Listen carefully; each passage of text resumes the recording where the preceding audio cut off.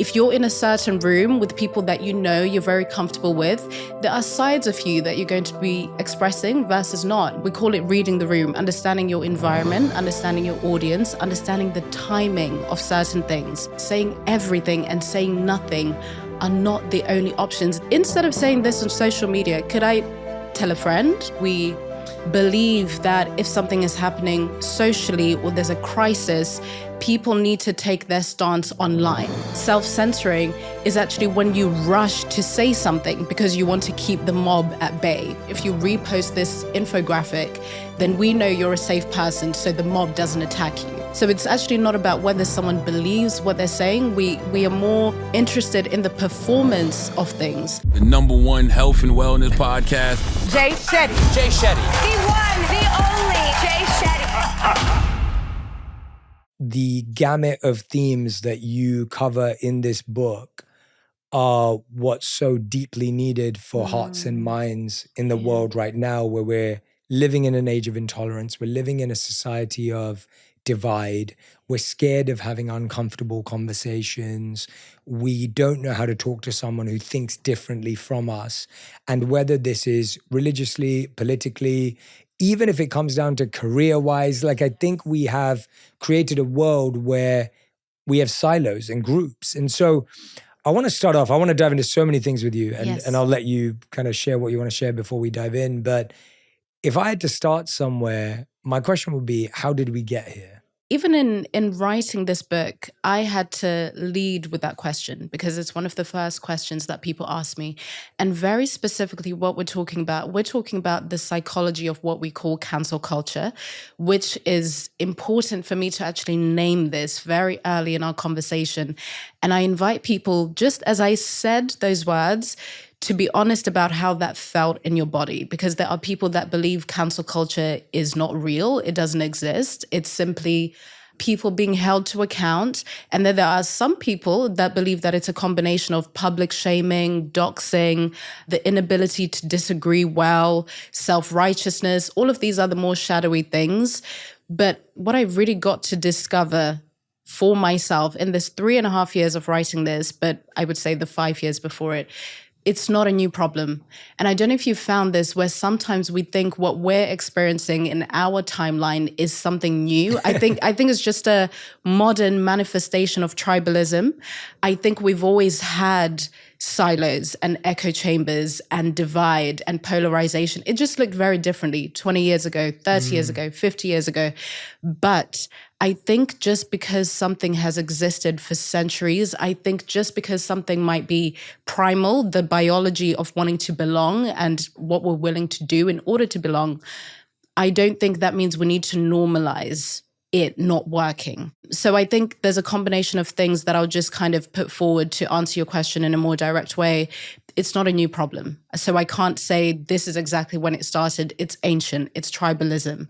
We're just experiencing it in a very different way in modern day society. Yeah, no, that's really well put. You're so right. We always feel our problems are unique. Yeah, we do. And that no one has felt them before.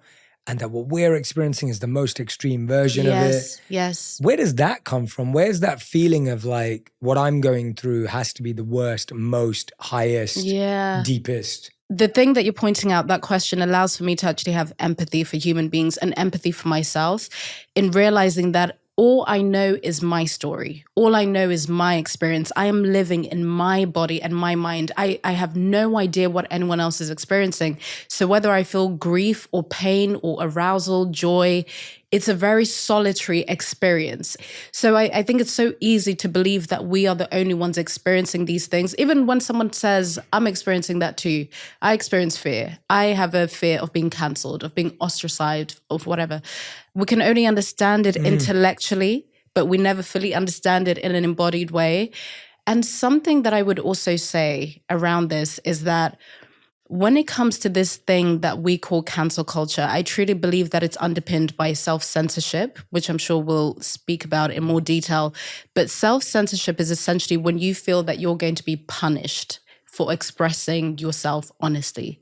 Whether it's even in how you dress, let's say you're from a culture that's very conservative, but you've wanted to express yourself in a way that is deemed inappropriate, in a way that is deemed maybe men shouldn't wear this, women shouldn't wear this, whatever it is, you believe that you're going to be punished for your expression.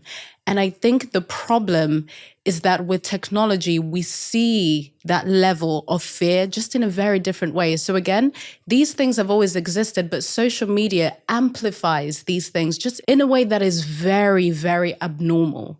I would say actually that's one of the things that I really got to see for myself, even before this book, that social media is making us behave and experience some of these things in a way we just never would. It's making us speak to each other in a way we never normally would, criticize in a way we wouldn't, put forward this idea of moral perfection in a way we wouldn't, but it's also making us self-censor in a way we just wouldn't in our everyday lives. We even say things like, oh, I'd never say this online. Yeah. Or I really can't say this on Instagram, but I'll say it here, or this is the right room to talk about this. Yes. And we say things like that all the time.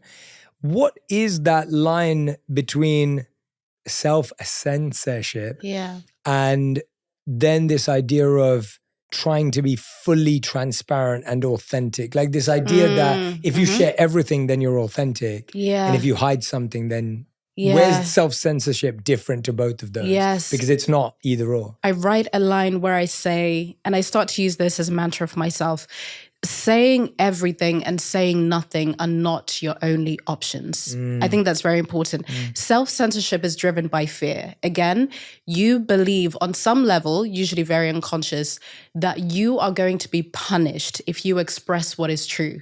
If I am honest with you right now, you are going to ostracize me. You're going to abandon me. You're going to reject me. But now we're not just doing it to an individual level. You're doing it with strangers, faceless, nameless people. You're afraid that they're going to cast you out of the tribe, right? So it taps into a very primal fear, which is so normal. It's just being expressed in a way that is not normal at all, right? So self-censorship is driven by fear.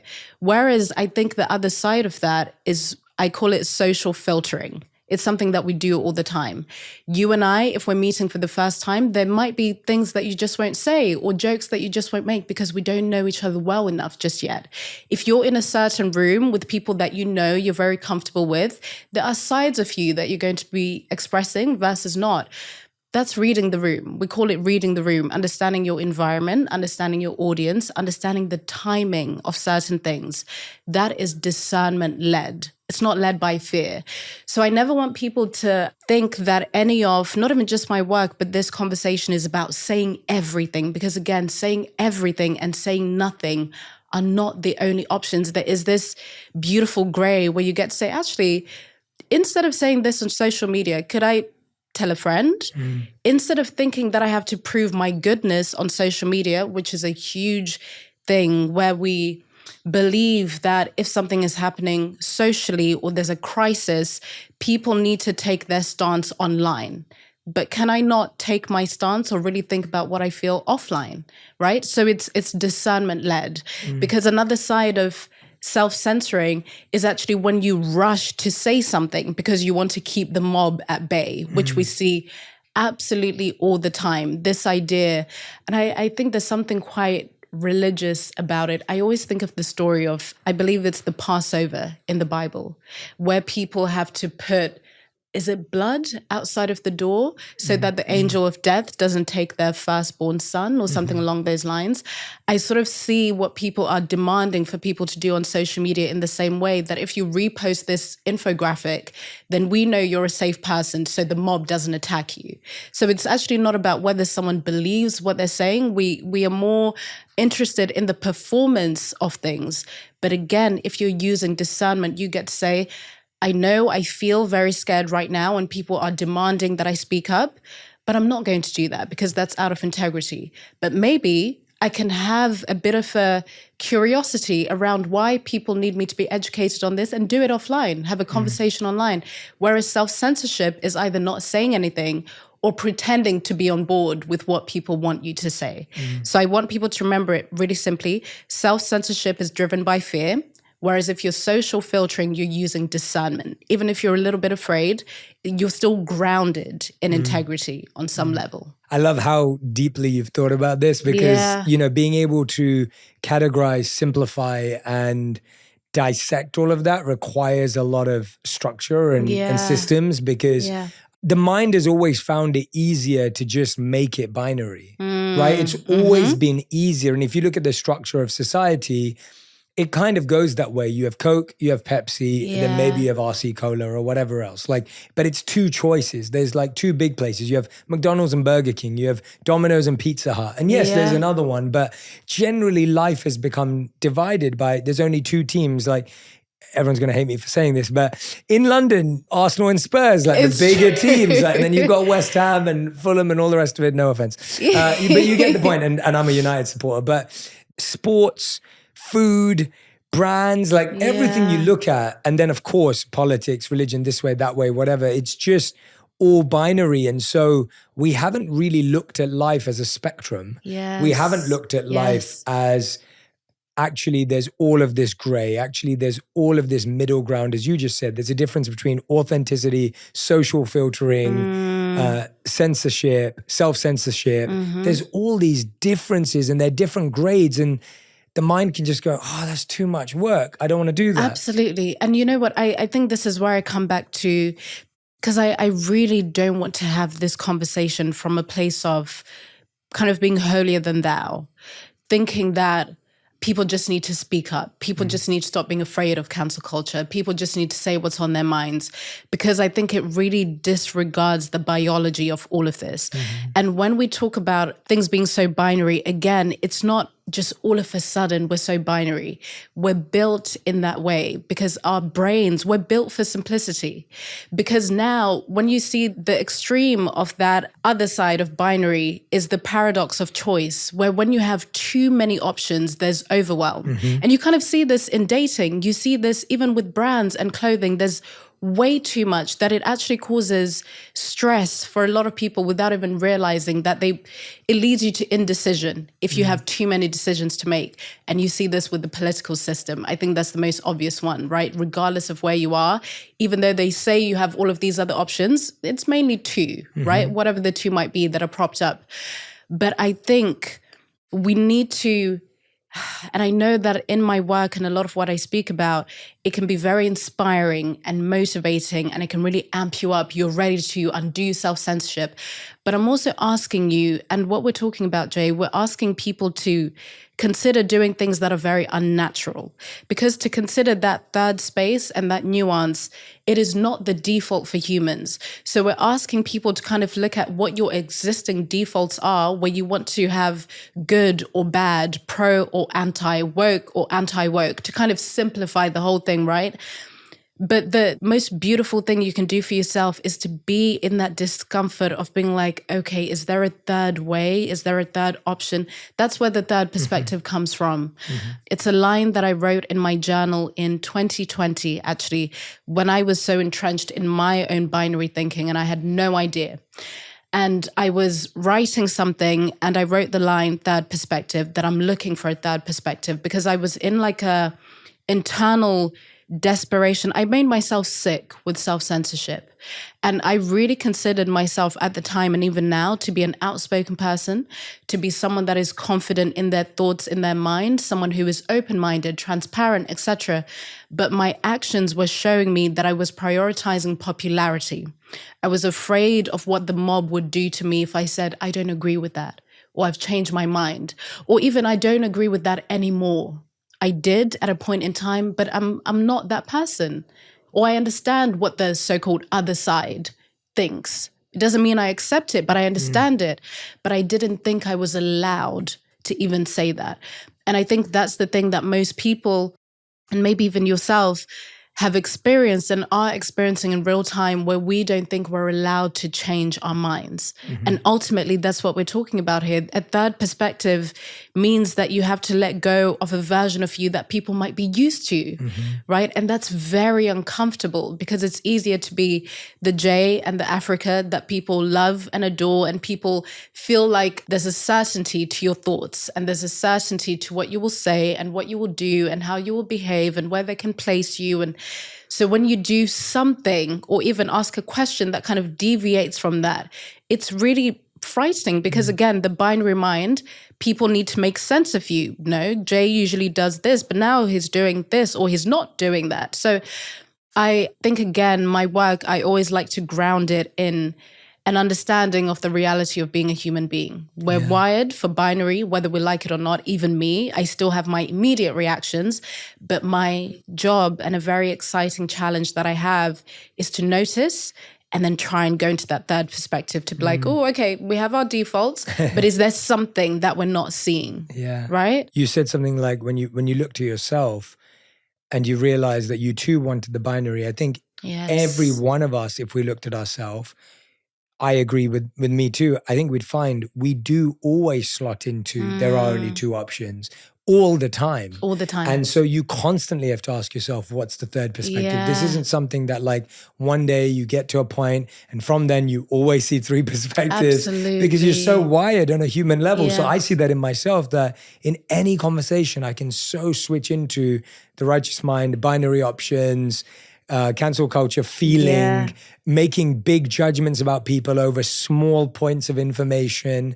And these are all lacking the third perspective. And so if I don't have this habit or this practice every single day, if I'm not developing it every single day and constantly pushing myself, it's not that one day I just get to a point where I'm now the all-knowing and all-seeing. Yeah. All of this, and the subtitle is Brave Expression in the Age of Intolerance. I never want people to think that brave expression or courage is some kind of point of arrival. And then you get there and then you have Jay in Africa on the other side with a certificate to give you to say, well done.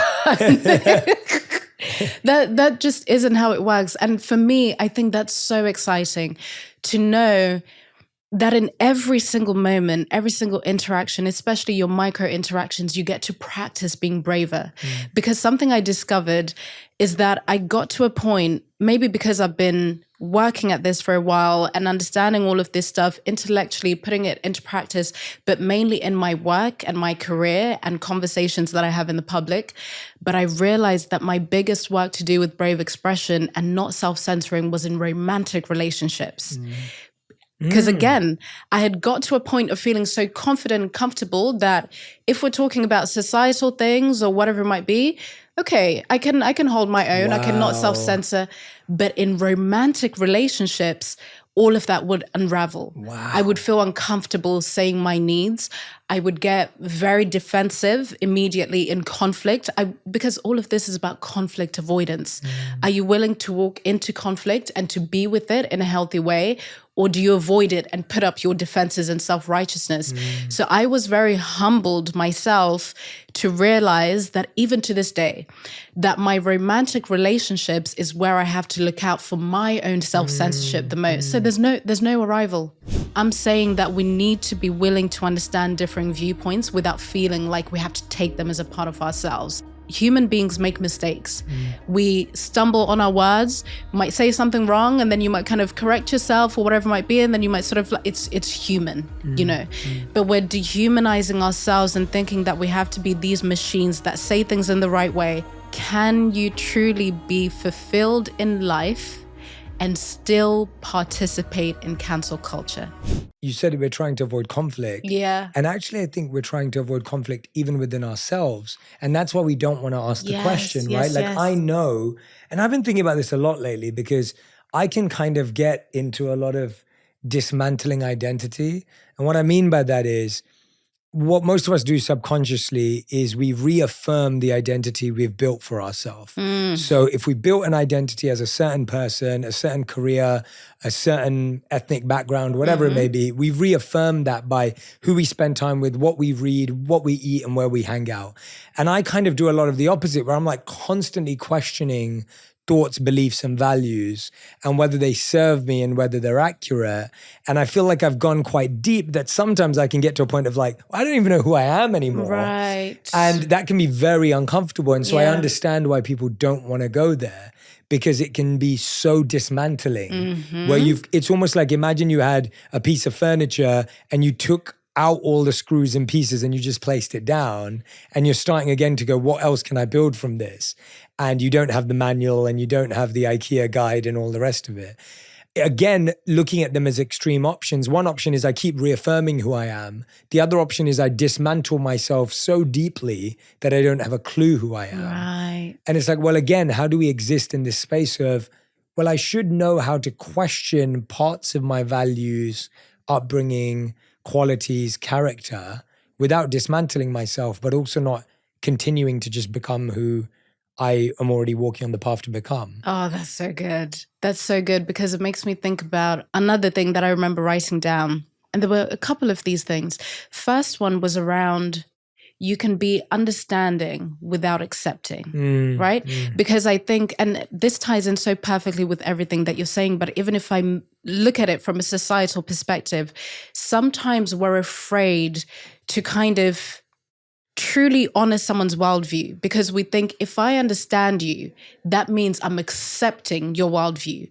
But even a layer deeper than that, if I understand you, other people will think I'm accepting. Yes. That seems to be, I think, one of the biggest things that I find to be the kind of point of conflict that we all have.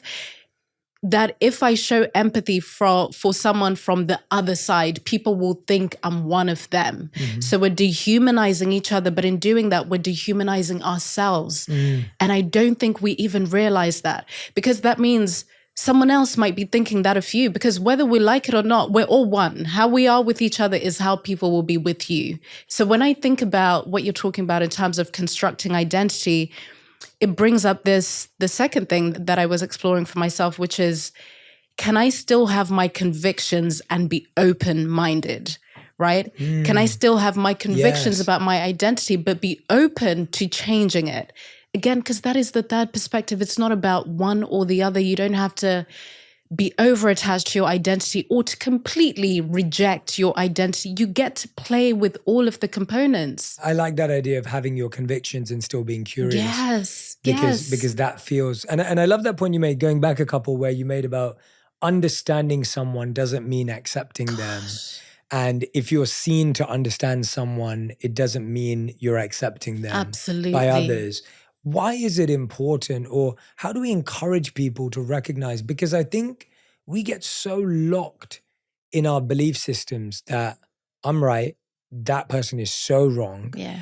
And we don't even give them the opportunity. And I think that's where the fear comes from for so many people is, I won't even be given the opportunity to be understood. I mean, even taking your romantic example, is there a part of you that has a fear? Because I like looking at it. I always say to people, it's like the micro experiences are literally just blown up on the macro experiences. It's not that different. Like we think it is, like, oh, I'm different in love and I'm different. But like you just said, it was like, no, self-censorship is something I can do in love or I can do it online. Yes. And it's the same feeling. It may be a different fear, it may be, but there's a fear that I come across and that I see in people I talk to, which is, I feel like I won't be given an opportunity to be understood and I'll be judged immediately. So even if I try to share something in a very logical, rational, thoughtful, conscious, deeply honest way about whatever belief it is, whether it's one-on-one, whether it's one-to-many online, I feel like people are going to judge it immediately for whether it's sincere, genuine, or not. And I know people who are listening and watching have probably written posts and edited every word, and then deleted it, or got a text together to send to that person and written down all your emotions and feelings and then gone, no, they're just going to think I'm being too needy. No, they're just going to think I'm being too this, deleted it, and or sent it and then felt, oh gosh, they're going to think I'm needy. They get a message back going, you're being too needy. Yeah. People don't make us feel we have the time to explain ourselves. People don't make us feel that we have the space for them to understand us. And people make us feel that no matter what we say, they've already made their judgment. So then we just be quiet, or we hide, or we never express how we feel because it's safer and it's easier. 2 questions. What is lost in that for us when we just hide? And second question, how do we change that? Like, how do we get to a point where we can start understanding each other and not accepting each other? I really want to thank you for allowing yourself to express that thought out loud, because to me, these conversations Jay, especially the conversation you and I are having now, I wish you knew, and I'm getting goosebumps, how many people are scared to talk about this. Like and the fears are not unfounded at all. We only just have to look online, offline, have conversations with people. When you speak to people in a very honest way like this, you see the relief being like, oh my God, people are willing to talk about, like there's a very real fear. And the fact that you and I can sit here and have this conversation is such a beautiful thing, because I know how many people are so terrified. And as you were speaking, I could feel just like almost sadness, but also joy in my chest, because you're saying words that I think about all the time and that people share with me, thousands of people all the time. And the word grace comes to mind. And I'm going to also explore a thought in real time with you and just riff out loud on this. Which is what we're doing. Yeah. I think this all comes back to, whether we like it or not, to the self. If you have an inability to show yourself grace for your own contradictions, I promise you, you will never be able to do it for someone else. We respond in that way to other people, expect other people to be reactionary, expect other people to match our worldview, scan for malicious intent in what people are saying. Why? Because we already do it to ourselves. Someone who shows themselves grace is able to honor other people's contradiction without thinking they have to become, or that other people might be seeing. It's like self-surveillance, which then becomes surveilling everyone and everything. I think that's what it is. The inability to be graceful with ourselves. Yeah. You're spot on. That resonates so strongly. And anyone who's watching, but if you're listening, I literally sighed. It was so relieving to hear that, because I think that's kind of, it's a journey I've been on, and a journey that I've mentioned, and I said this to you earlier. Yeah. This theme of yours has come up in podcasts in miniature moments. And today I was excited because we're diving right into just this. I think for me, what's been really interesting is that I've lived so many paradoxical lives, and it took me forever to give myself grace to live as a paradox. It took me forever. I was self-critical. I was harsh on myself. I was disconnected from myself. There was a sense of ridiculing myself, pointing fingers at myself. Like, there was a lot of that for many years. And I started to realize how much more layered, complex, and there was a third version of me. And so, when I lived as a monk, it was one of the best experiences of my life, and I would never change it. I would do it again. And it was so special. And if you would have asked me then, I thought I was going to do that for the rest of my life. And at one point, when I had to admit to myself that not only could I not do that for the rest of my life, but that it wasn't my path, that was the first time I felt I really had to sit with giving grace to myself, because in my eyes, I'd failed. In my eyes, I had let people down. In my eyes, people would judge me for having failed. And I felt, if I leave this, everyone's going to think I've completely messed up, and that I'm a failure, and that I'm really weak. In my eyes. And by the way, there were like 10 people who knew who I was. So it wasn't about a scale thing. It was just a feeling of, not only am I letting myself down, everyone's going to be let down by my actions. And I think everyone can relate to that, whether it's you had a breakup and you thought you were going to marry that person, and all of a sudden you're thinking, gosh, everyone thought I was going to marry that person too, and now they left me. Maybe you've had that same experience because you had a job and that job was going really well, and then you lost your job, and all of a sudden you're thinking, well, everyone thinks I'm a failure because I got made redundant, or I got fired, or whatever it is. Maybe you've had that experience because you had a dream that you told everyone you were going to chase, and then it didn't work out. And now, so we've all had that experience of feeling cancelled by ourselves and others. In that moment, I remember having to go deep and give myself permission to say, no, I can evolve, I can re-become, and I can keep the parts of that experience that were true, but I can also let go of the parts of the experience that are no longer. And that doesn't take away from that experience. Then I had to do it again when I worked in the corporate world. I started to become a creator after that.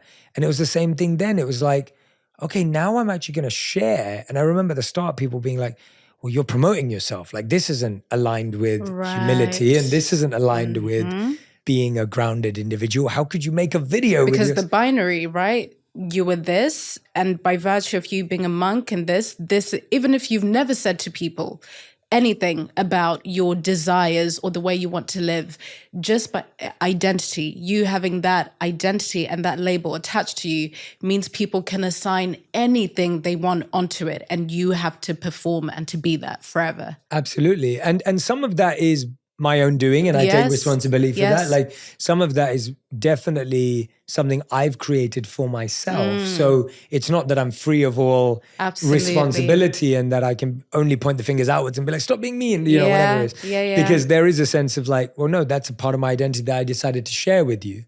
And that was a choice that I made. The reason why I was walking through that thought experiment is because this is the conversation.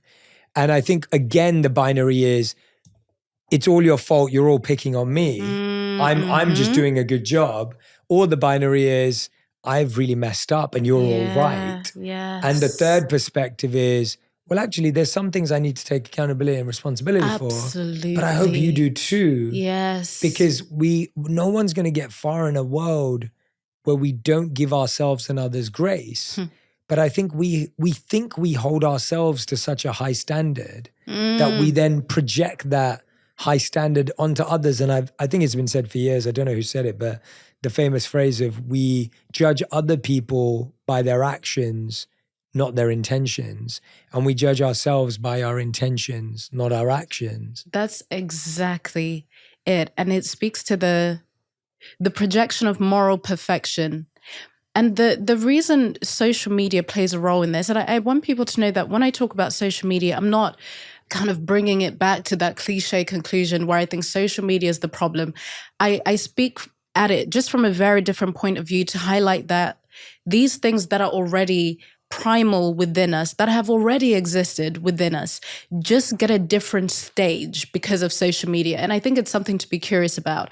But I find that because of that kind of shame we feel, because we know we're not morally perfect, because we know that behind closed doors there are things that we agree with that other people would look down on us for, or the person that we used to be that maybe we've been able to cover them up quite well and no one else knows, but there's the shame that can still lie beneath.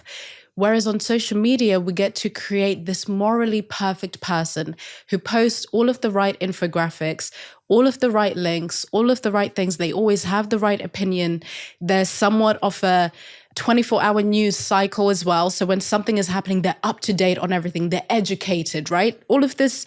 But a lot of the time, it's in direct contradiction to who we actually are. But we're so wedded to that morally perfect avatar that we expect other people to also have one of their own. So if someone shows a side of them that is a little bit unsavory or a little bit inappropriate, or someone who doesn't agree with something and is willing to say it, I think we experience this kind of cognitive dissonance because a mirror has been held up. I find that sometimes it's almost like a, how dare you say what is on your mind when I can't?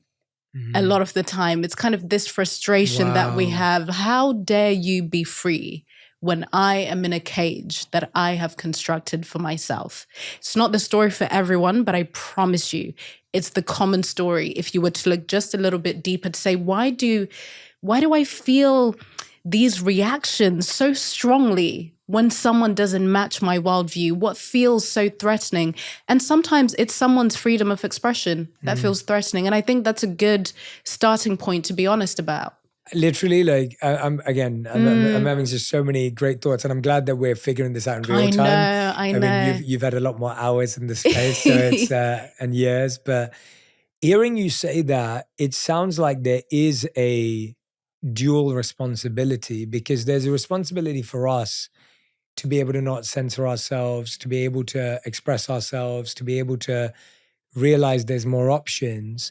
But so much of that rests on not feeling like someone's going to ostracize and judge us. Absolutely. And I wonder, how do we start within ourselves? As you said, that's really where it starts. Yeah. You said a few moments ago that because people don't give themselves grace for their own contradictions. They can't have grace for other people's contradictions.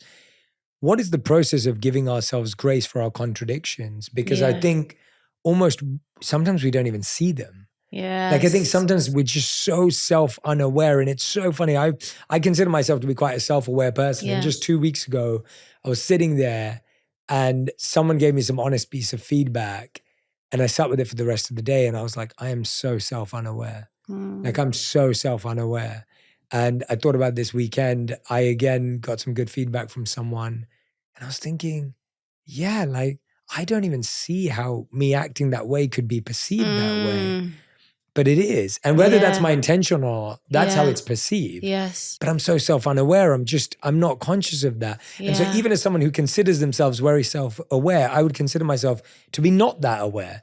And so I think a lot of us are so self-unaware where we don't even know we have a contradiction. We're like, nope, I've always signed up for the same thing. I've always voted the same. I've always felt the same. No, this is who I am. It's like, wait a minute, like you just did something else last week to your partner or whatever it may be. Yeah. So where do we start when we have no space for grace for our contradictions because we don't even know what they are? I love that question so much. And I organized this book, but it's actually not even really about the book. I had to organize a lot of my own thoughts from my own journals and a lot of my work with clients because I'm a developmental coach and a researcher, and I'm trained in Jungian psychology. So my fascination, Jay, is really understanding the shadow of humanity, which is essentially what we're talking about. In that if you are willing to integrate and understand your shadow, you will experience a more fulfilling life. You will find yourself being in more integrity. So I organized the book in 3 parts: awareness, responsibility, and expression. And I see this as the journey of going from conforming, whether it's conforming to ideals and expectations of your past self, to a place of actual brave expression and courage. A lot of people want to rush to expression. What do I say? What do I do? Give me this strategy, Africa, or I've been cancelled. What do I say? It's kind of, no.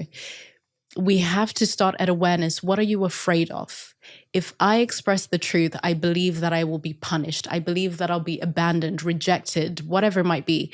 I truly believe that everyone has to start there. Be honest about what you're afraid of. When Jay tells me an opinion that I don't agree with, and I'm very defensive and reactionary and I want to take him down, I'm afraid of something. What am I afraid of?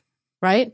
Is it because his worldview feels like a threat to my sense of self? Is it, just be very honest. And then the second part where you're talking about contradiction falls into the responsibility aspect, where I ask the question, what do you stand for? And I always use another sort of mantra that I wrote, which says, when you don't know what you stand for, you will always be at the mercy of the external world. And that's really important. I'll say that again. When you don't know what you stand for, you will always be at the mercy of the external world.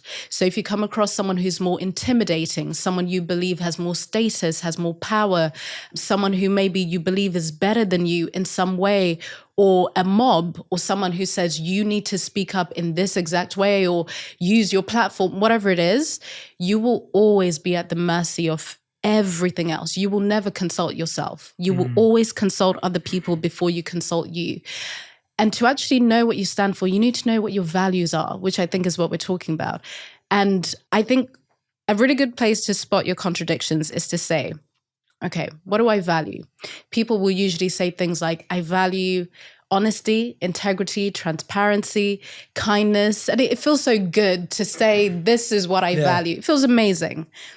But then I like to go a step deeper to say, the results you see in your life right now in real time, in this moment in time, they will actually show you what it is you actually value. The state of your relationships, the state of your bank account, the state of how you behave online, whatever it might be, that will show you what you actually value. So is that still congruent? The values that you said, and in the book, I call it, we have our embodied values, which is how we actually live.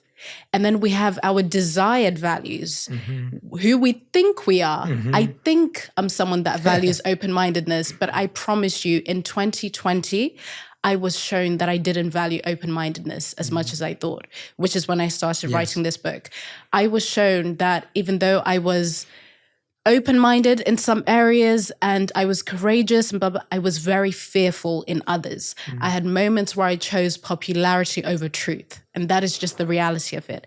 So my results at that time and my nervous system at that time was showing me the truth of what I valued. So I think, and there's an exercise in here, many of them, but I think that's a good place to be able to see where contradiction actually is. What would you say you value versus what the results in your life are actually showing you? I value health. I value this. What do you watch most of the time? What do you listen to? I value maybe ambition and being consistent.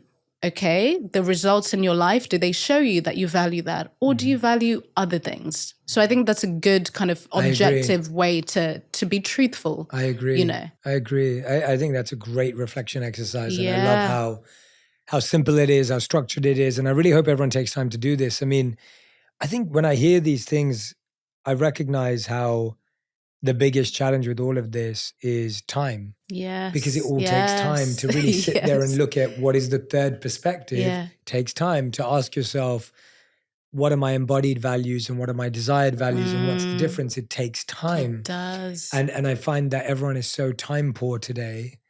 And that's why we're living in this society we are living in. Do you think we're time poor? I think we think we're time poor. We think we're time poor. Yeah. And because I promise you, we will watch Love is Blind and talk about it. The whole series in a day. Yeah. No, it's true. And that, I mean, I was looking at studies recently because I was talking about how couples, there's a wonderful team member of mine who named one of my presentations. Her name's Annie, and it's called I Miss You When You're Next to Me. It's something she says to her husband. And it's this idea of how we miss people when we're next to them because we're not really with them because we're watching TV or whatever it may be. And I looked into all of these studies which talked about just how much television, again, not television, how much we're watching streaming platforms every night with our partners, but we think we don't have enough time with them. And so it's, you're spot on. You know, there is a lot of, we have time. It's just that we're either too exhausted, we're either too overworked, we're overwhelmed, we're stressed that Love Island becomes the only escape to let us feel like we're decompressing and letting go. But that's the time that we'd have to invest in. Let me ask what the third perspective is. Let me figure out my values. Let me do all these other things. And I think it becomes interesting because you're right. It's not time that's the challenge. It's space and energy and priorities. Yeah. And I where I'll bring in that thread of empathy and compassion again is that the world that we live in is so overwhelming. The average person is, I promise you, just trying to get by. That's the reality of it. The average person is just trying to figure out, how do I keep the four walls up? And how do I find some level of escapism where I don't have to think about how much I'm working and how much everything costs and blah, blah, blah. There's a reality to all of it. And I never dismiss that. I'm not someone that thinks we all need to be on this relentless quest for self-improvement. And what I just don't believe that. And at the same time, I think maybe I can offer a little bit of relief to say we don't have to do everything all at once. I really don't think we need to do everything all at once. I don't think that we have to look at ourselves as some kind of project that needs fixing, to be on a mission to undo self. It's not realistic. But I think what is realistic is to look at some pain point in your life right now, because there is one, and then to get curious about it, even just a little bit. I think it's the bare minimum. That's what I will say. I think it's absolutely the bare minimum. If most of us can notice that there's a problem where we're starting to feel, even in our most intimate relationships, that there's sort of this walking on eggshells feel, and we can't quite name it. And where there was a time on social media where you were quite excited to just post about your day and your dog and maybe your child or whatever. Now people are terrified to even share something that is non-controversial. And the thing that you brought up earlier, I work with a lot of entrepreneurs and people that are visible, and they talk about kind of putting 200 caveats on everything and disclaimers, and just, again, because we want to keep the mob at bay. It might not be an actual mob. It could be perceived, it could be real, but there's a fear. There's a fear that is so palpable, and we need to talk about it. We need to be honest about it. So I don't think we need to do everything all at once, but I think it's just about being honest about areas in which you're finding yourself repressing, not even just your speech, but your thoughts. Because I think the most dangerous thing is when you censor yourself in your mind. Before you even, anyone else does it for you, you've done the job yourself. I think that's a very dangerous place to be in. And I call it in my book, the mob in your mind. Because I think once you befriend the mob in your mind and you just see that it's just a bunch of toddlers trying to think, how do we keep you safe? What do we have to do? But you can see the shadows, so they look like giants, but actually just befriend them and understand them and see what are they trying to protect you from. But we don't have to do everything all at once, And I think that should allow for people to address that part that's like, okay, this is great, but where do I even begin? Yeah, for sure. Yeah. It's a really interesting thing you just said about the shadow and the size of the toddlers. Yeah. And it makes me remember, I know a lot of us would feel that the 1% is so loud. And so the 1% of people that are trolling, negative, and even that word, it would be good to discuss that word, same as cancel culture. But I feel like that language around the comment section, as we all know on YouTube, Instagram, wherever you are, TikTok, Twitter, it's almost like it's so loud. So you could have, and I always look at this paradox again, where it's like, you could have 1 million likes on a post and 100,000 shares and 10,000 negative comments. But because the comments are qualitative in some regard, your energy goes straight there. If you let social media teach you about the world, it will have you believing that everyone in the world is irrational, crazy, and just not a good person. That's only the 1% because they're loud. But that's not everyone. I meet more reasonable people on a daily basis that I don't know than unreasonable people. And I'm hoping most people would say that. Maybe not.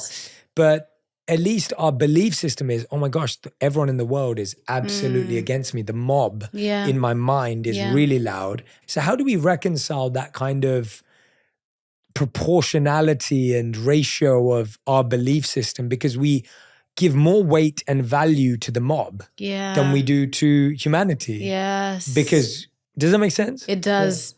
It makes total sense. And it's, again, it brings me back to where we sort of started with this around the underpinning biology of so many of the things that we're speaking about. Whether we like it or not, we do, as human beings, have a negativity bias, and it's for survival. You need to look out for danger. But again, now it just manifests in a different way. But also, that just speaks to the kind of personal understanding and personal responsibility, if you will, aspect of things, of being like, okay, I have a negativity bias, so it's my job to either seek out positive things or to notice when I'm being more drawn to it. But I think, especially in a post-pandemic world where our offline lives and our online lives are pretty much one in the same, our algorithms play into the fact that we have a negativity bias. So that is all that's going to be propelled. I mean, you see it everywhere. The news as well. The news picks out specific stories that tap into that negativity bias because it keeps us watching. So I think there's kind of like a need to understand our primal inclination, but to also understand how big media works. So I think it's a little bit of the two, because I don't think it's as simple as just reducing all of this to personal responsibility. I think that's a part of it, but it's not the full picture. It's why I really love the work of people like Jonathan Haidt. It's why I love people like Johan Hari, because I feel like they do a very good job at addressing those sort of two components, the primal biological aspect of things, but being like, actually, we also need to be very honest about the platforms that are taking a lot of our time and tapping into those biological things. So I think for me, it's a little bit of that, but awareness. It's like what you were saying before. Knowing that if you have this sort of thing within you where you think you're self-aware enough, always know there's a little bit further you can go. I find that to be the block that, at least I find it, and I'd love to hear what people think. I find it to be the block, and we mentioned this when we were just hanging out earlier. So when Africa walked in, me and her were talking about what kind of experience we like when we do interviews and we meet new people and we go on podcasts and things. And I was talking about the kind of experience I like to create for guests and what kind of mood I like to set and why I do things the way I do.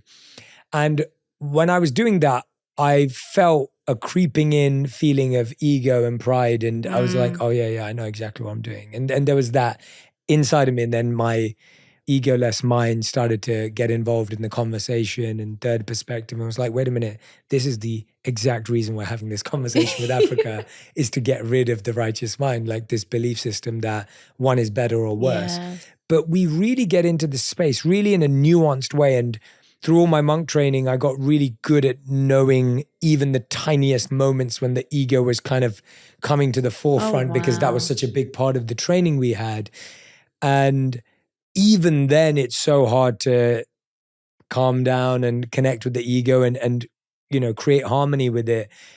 But I find that the biggest challenge is the people that do say what they feel and do express boldly believe that they are fully right. And those of us that stay quiet, we also believe that we're fully right. So there's this belief of like, oh, if you're joining cancel culture and I'm not, then I'm right. I'm actually doing the right thing. Yes. And the person who's diving into cancel culture is going, of course I'm doing the right thing.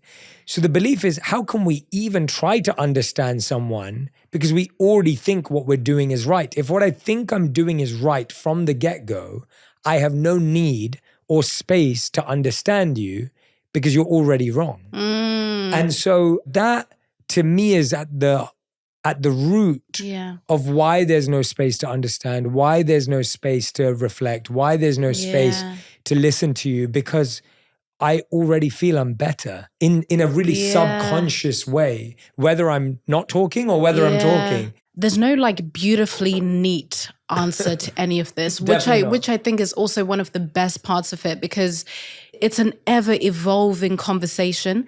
But I think bringing it to that sort of beautiful landing of finding opportunities where you can notice your righteous mind coming into play, that moment where we want to exercise superiority. And I tend to find, again, if I bring the element of online, because again, this is where most of this is happening. If you're just walking down the street and you're not meeting people that are just shouting at you. When you walk down the street, people are saying, use your platform, speak up. They're not saying that to me either. But when you go online, it just feels like a very different world because we've created a very, very different world.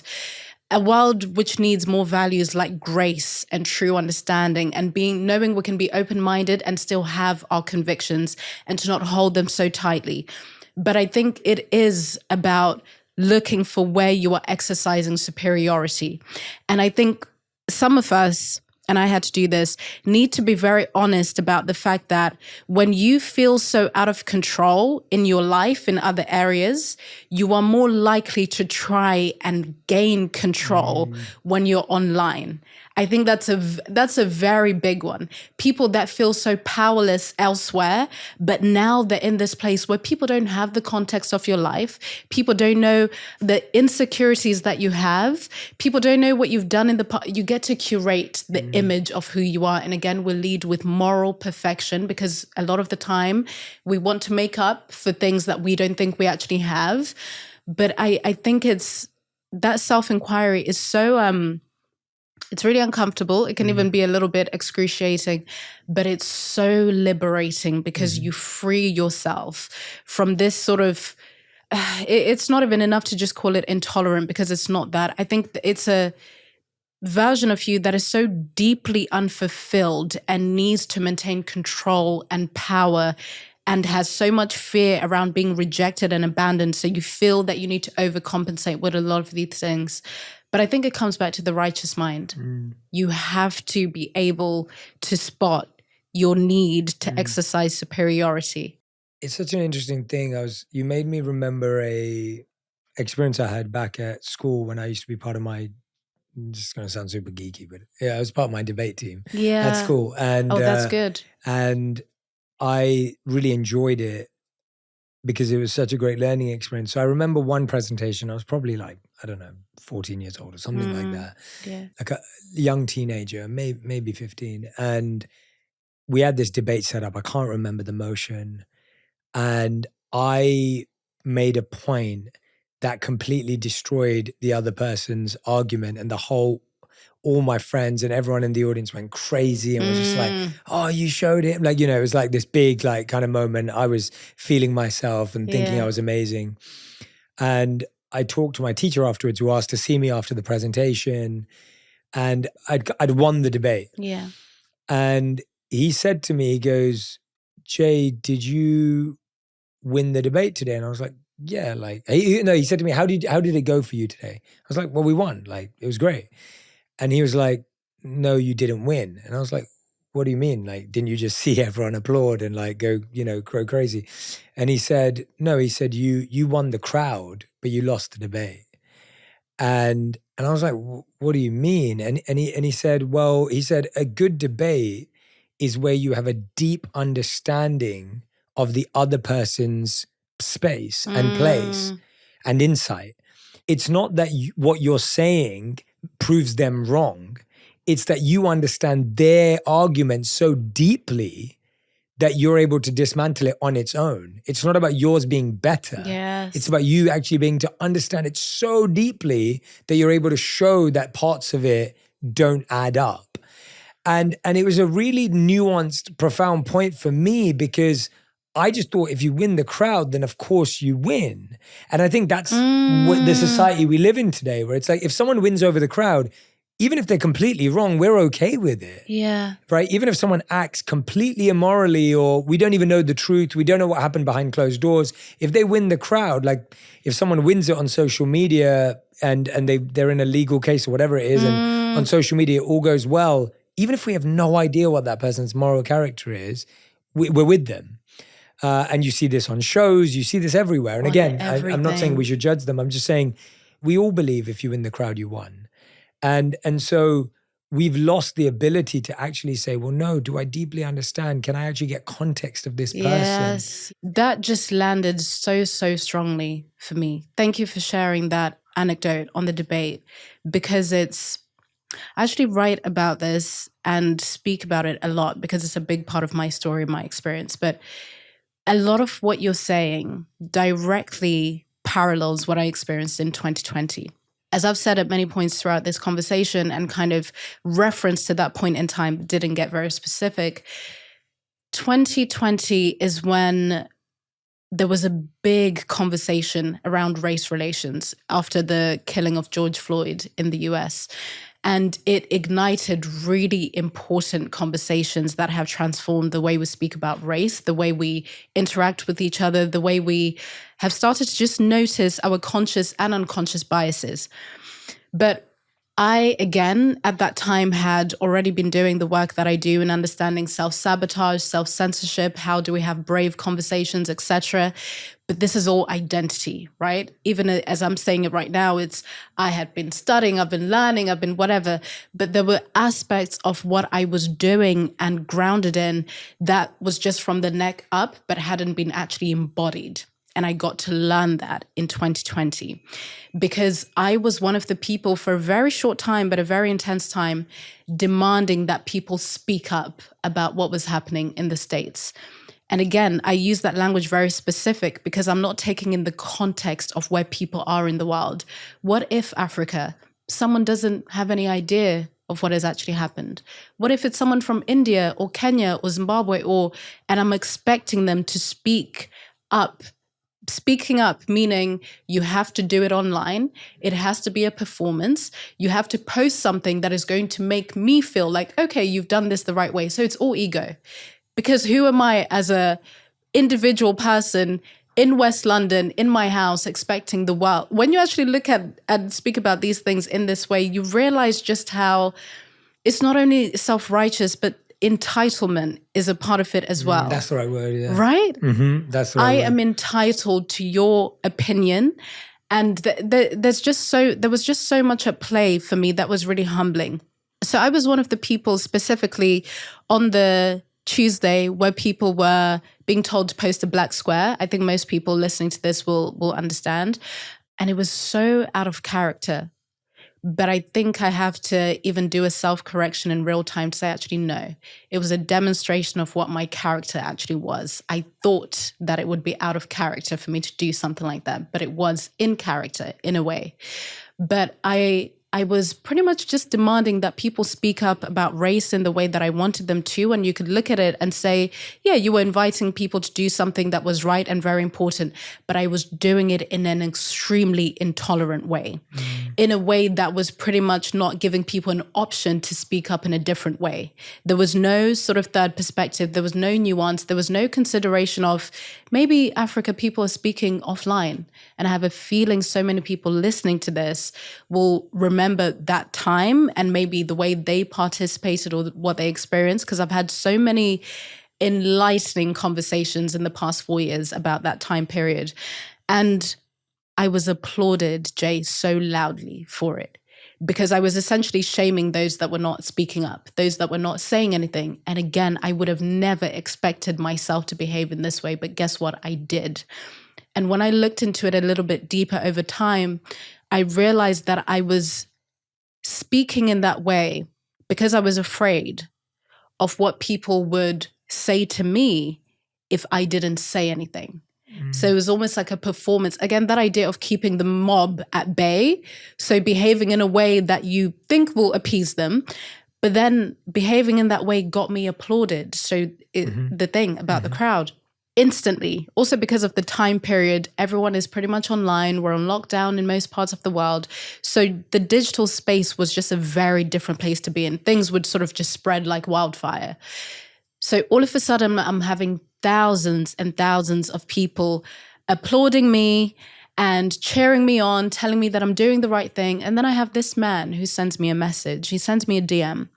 And he says, Africa, I've been following your work for a while. I really respect what you do and you've helped me a lot.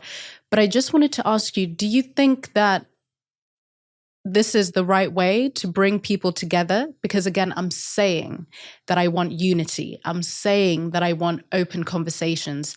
I'm saying that I want tolerance, but my actions are in complete contradiction. So someone that had a bit of an understanding of who I am and what I supposedly stand for is saying, hey, do you think that this is the approach to take? Instead of responding to him and even sitting with it for a while to kind of be curious about where he was coming from, I immediately shamed him, and I did it publicly. It wasn't extreme in any way, but I screenshotted the DM that he had sent me and I posted it onto my main feed on Instagram. I guess it was sort of a thing of trying to supposedly share someone else's intolerance, which I was perceiving as you're being intolerant to my again, my self-righteous, my opinion matters, you know. And I would also have to be very honest with myself about the fact that I believed that as a Black woman, even though he was a mixed race man, that I had more of a right to behave and to speak in this way than he did. So this is where the sort of identity hierarchy things come in, where I used a very important part of my identity to shut down conversation, which is also something we need to be very honest happens so much, where I had the inability to actually engage critically and to feel what I call the initial ouch of being like, oh, that doesn't feel so good, but let me be curious about this and just stay. Let me humanize this person and realize that it took a lot for him to say, to even open with, I love what you do. You've done a lot for me. And to pose a really important question, actually. There was none of that. I made it all about me and used my identity to shut down the conversation because I didn't have a response for it. So I posted this thing and again, immediately started getting even more applause. And I remember the feeling that I got. It was sort of, it was a very tiered feeling. There was kind of like an excitement, like an exhilaration, because again, it's the crowd. Think of that moment where you've just said something and it's like you've just shut everything down. You're being seen by your peers in a different way. You've just won the debate, right? It's that feeling of winning. What it does to you somatically, it's like an arousal of senses. It's so you see how if you don't even pause just for a moment, you will want to experience that forever. Yes. You will do whatever it takes to experience that. And that's what I had for a moment, that kind of exhilaration of being like, oh, okay. And then about 20 minutes to half an hour later, I started feeling sick, like actually sick. That feeling sort of moved from being like an excitement, which usually happens in the chest and you can sort of feel it in your upper body, to kind of just dropping down to the pit of my stomach. Why? Because it was a huge integrity breach. I was experiencing this applause and whatever, but the path that I had to take to get it was not in integrity. And I'm so grateful that I experienced that, because for some people, they will never pay attention to the integrity breach. Most people won't even really feel it, because that sort of sense of power, and honestly, power could just be 10 likes when you've never received 10 likes before. It could be anything. It's not about scale. It's just about what it makes you feel. You're getting a level of recognition and applause that you just haven't had before, you know? And I remember feeling, just looking at what I'd shared, looking at that message again, and just feeling quite literally sick. And I deleted it, and I didn't post anything maybe for a couple of days. And I sent a message to that man, and I apologized. I apologized to him for it. And he was like, oh, that's no big deal. But that's when my own unraveling started. That's when I started journaling. And that's when that idea of the third perspective came through, because I experienced a level of cognitive dissonance I haven't experienced. Only other time I've experienced that is when I finally realized after 7 relapses that I had to get sober. And nothing new had sort of happened. It was just like a big sort of, you dissociate and you see yourself and you have a decision you need to make. And that's what I had in 2020. And that's what moved me from looking at self-sabotage from like an interpersonal lens to trying to understand it on a societal lens. Because what I had experienced there is what we kind of call cancel culture, but I prefer to call it collective sabotage. So I coined the term collective sabotage because I think it's less politicized.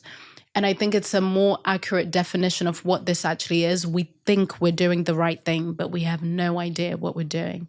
We're saying we want tolerance, but we're leading with intolerance. We're saying we want progressiveness, but we're being extremely regressive, you know, in our approaches. And I got to see that in myself. And I could have taken the path of doubling down, which is what you tend to see a lot of the time, where people get applauded for a certain thing and then that just becomes, and they become sort of like a caricature of themselves. That was not what I needed to do. I needed to go to the path of being like, what the fuck have I just done, you know, and owning up to that publicly. And that's the process that I started to actually share that experience publicly, and every other thing that I'd experienced that was in line with that.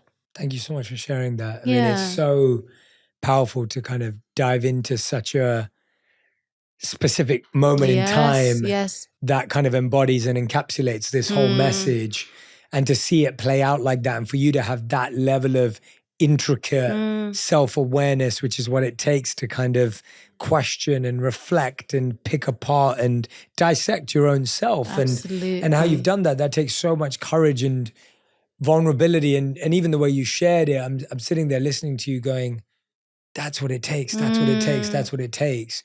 And it shocks me still to this day that we think that blame and shame and guilt are good ways of changing people, ourselves included.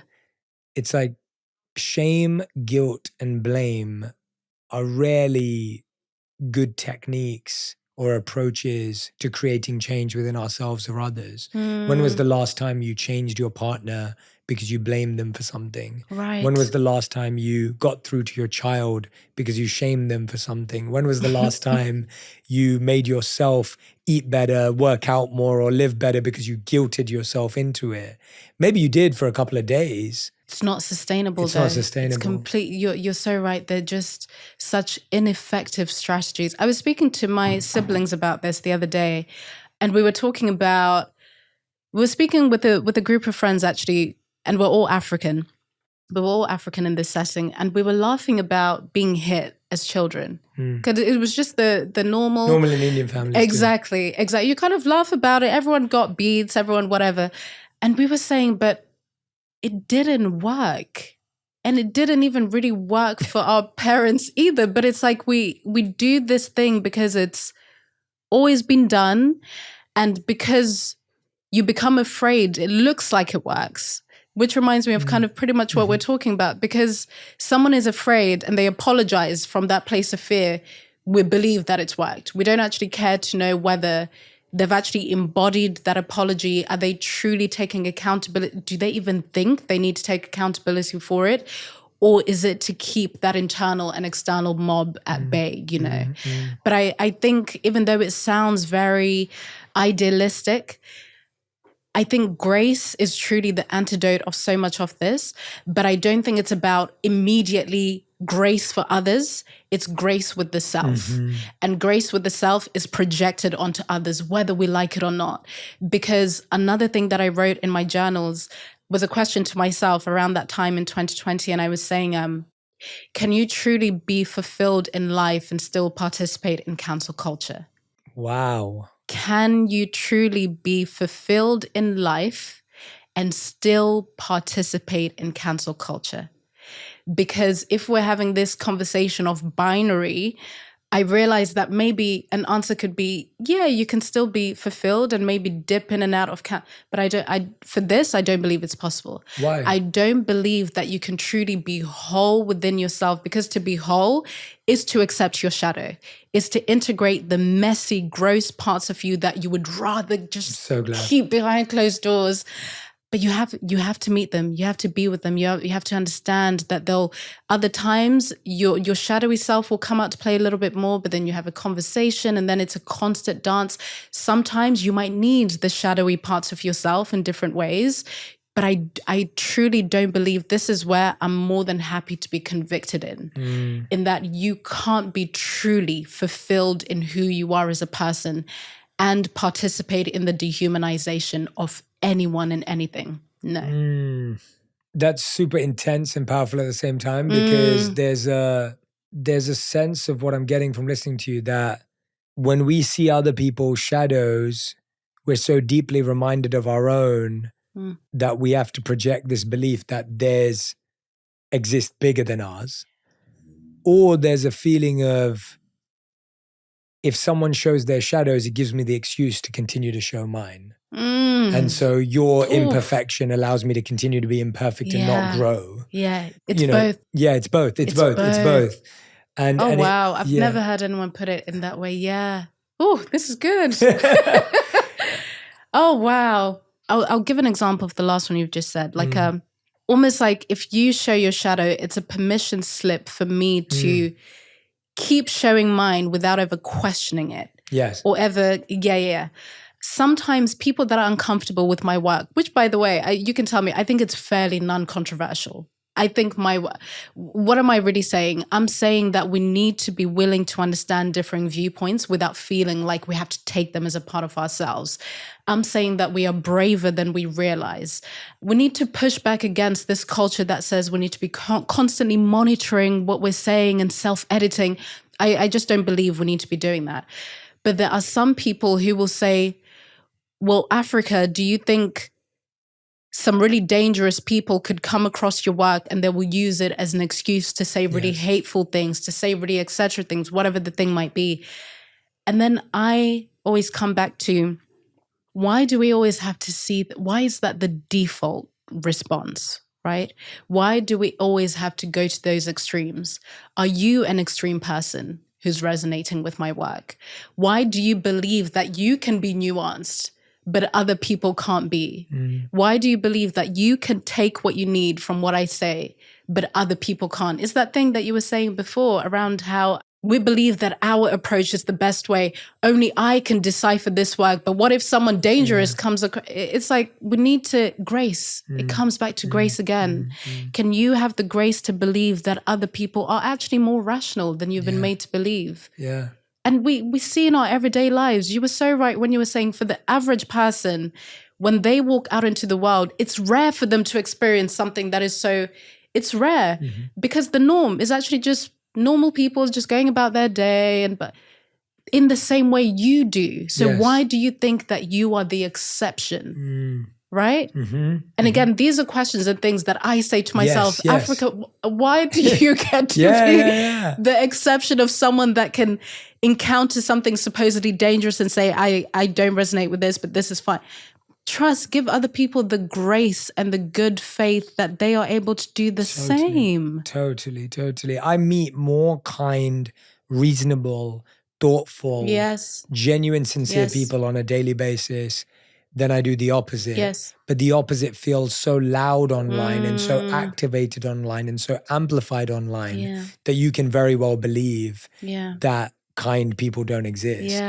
And I can honestly say that as we're talking about this, I want to understand from you why collective sabotage is the right terminology that you coined for cancel culture. And I want to dive into this. I've been waiting to get into it because I've really been wanting to honor each thing we're discussing and not run through because it's sparking so many thoughts. And there's a sense of cancel culture holds people accountable. It holds people responsible. It helps people own up to their mistakes, or not even own up. It helps justice be served. How could that possibly be collective sabotage? How could that possibly be a bad thing? Even if we just look at the word, let's start with the word cancel. And just try to think of the sort of synonyms we can think of. To cancel is to delete, it's to eject, and then you can go even further, is to reject, when something is cancelled, it's ended. It doesn't exist anymore.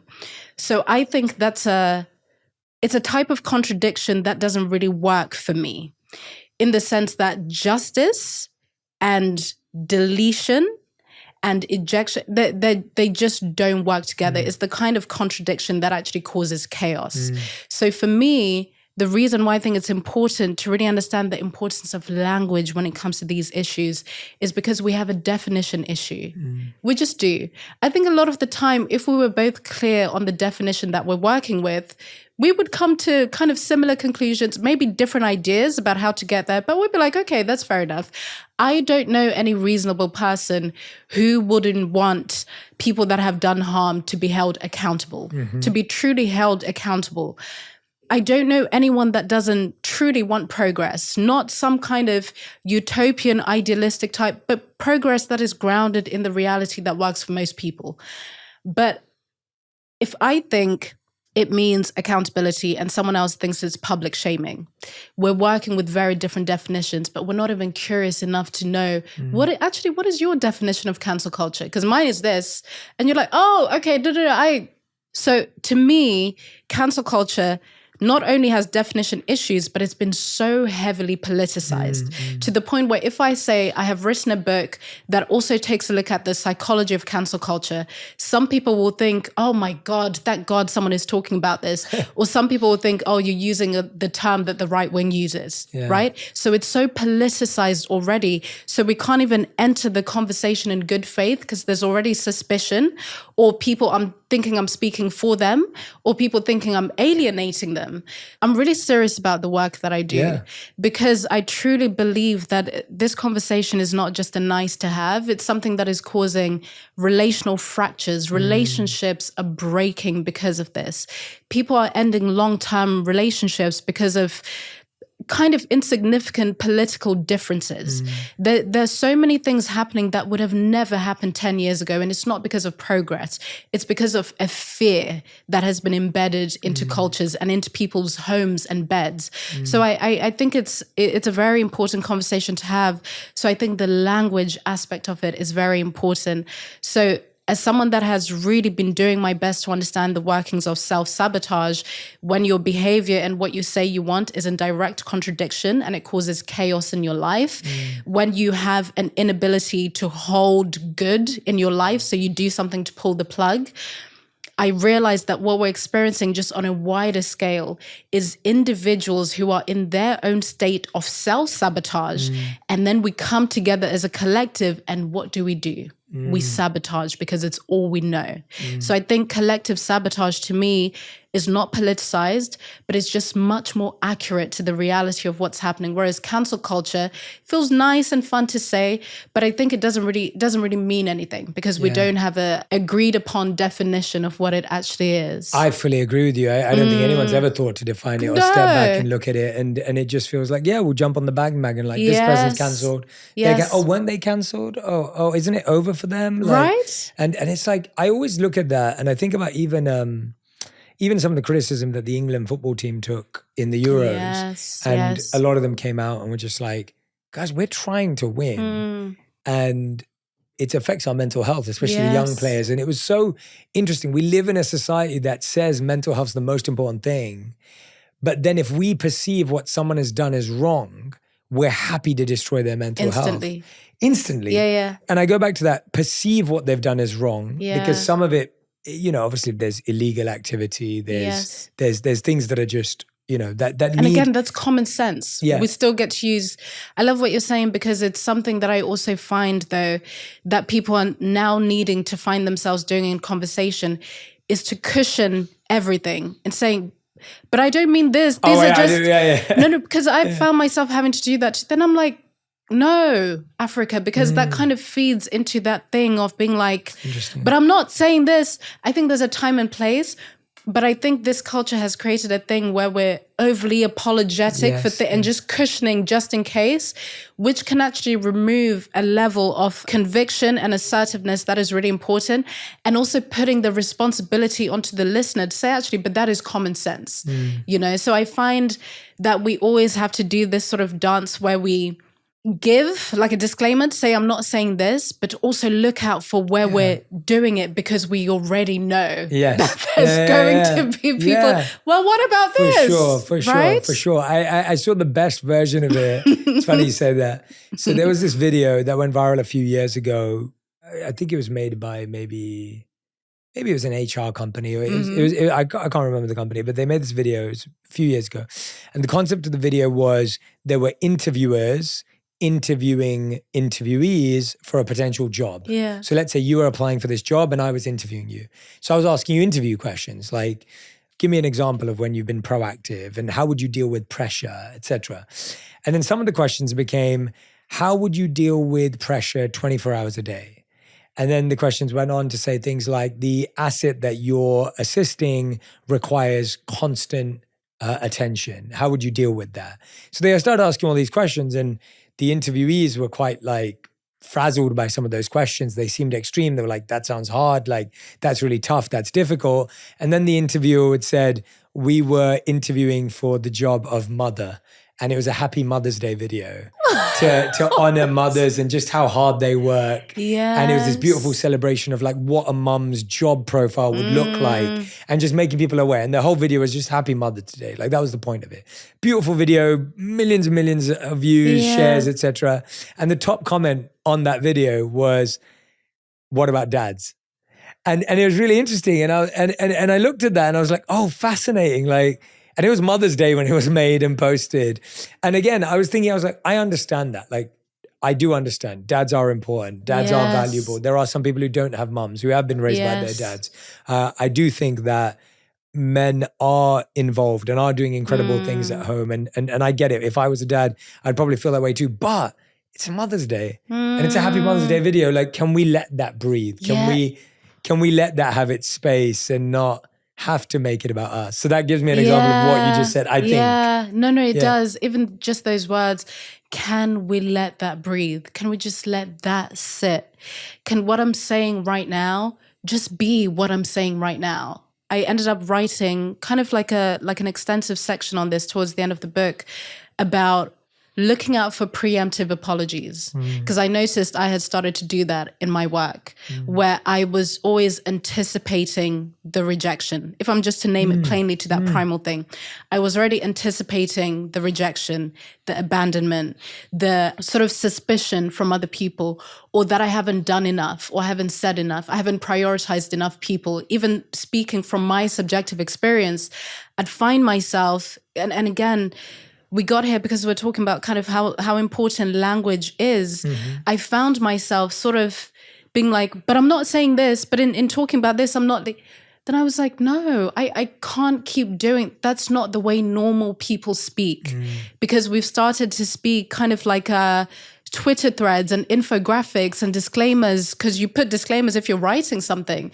But in conversation, that is not how you have normal conversation. It's fear, because I was afraid. I was afraid that I'll be called out and said, and then I said, you know what? I really do trust myself. I trust them that I'm already being so mindful with what I'm saying. I refuse to live in such a fear where I'm overly monitoring and saying, but I don't mean, no, you get to use common sense. Yes. I'll leave that part to you. You get to use common sense. We're all autonomous adults, you know, and that really changed so much for me. So I think something else that you can do without needing to go on this big, okay, now I'm doing the work, is sort of just looking at your language. Where do you have sort of preemptive apologies of saying, maybe sharing your story and anecdote, then saying, but I don't mean this. And of course I don't. Where is your mind going to cover the extremes? Because you already believe that people will go to the extremes. And if they do, can you sit with that discomfort? Can you let that breathe? Right? So good, yeah. And that's the thing. What you're hitting like really strongly there is that's what we're doing. We're constantly comparing common sense to the extreme. Right? That's why your point about not apologizing is so important, because most of us live in a common sense. Like, I would honestly say that if anyone who listens to my podcast regularly or has read my books, I feel knows that Jay has good intentions, is a good person who cares, who wants to do good in the world, because you hear me and know me deeply enough. And so for those individuals, I actually don't need to clarify at all, because for the people who are deeply involved in my work and embedded, and the millions of people that do that, I feel like you know me and you know who I am. Yeah. If I have to caveat everything for someone who may come across a 30-second clip of me or an edited piece about me or whatever it may be, if I'm speaking only to those people, now I'm going to constantly speak in disclaimers, caveats, and everything else, because I'm now catering for the 1%. I'm not catering for the majority of people who are living with common sense, who are not living in extremes, who are not judging every word I say and analyzing everything. But we're all scared of that clip being made of us, where something's taken out of context. And what does it mean when it's out of context? It's been used in an extreme way. Because in context, it was not extreme. And it's only extreme when it's out of context. And I feel like, of course, the ironic part of all of this is a lot of platforms have built their platform by being extreme.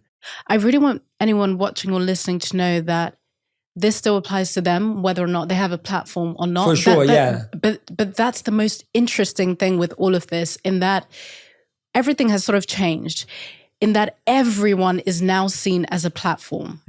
That's the part of this that makes it most interesting for me, in that every single person, not even just when you're online, by the way, but even when you're offline, you feel like you have to be a representative for someone or something or some kind of stance or opinion. So even though you might not be getting actual clips of you being put online, it's almost like you're looking out for where the snapshot someone might take from a conversation, someone you've just met. So I think it's, again, that thing where it's dehumanizing when you think of all of this, because human beings make mistakes.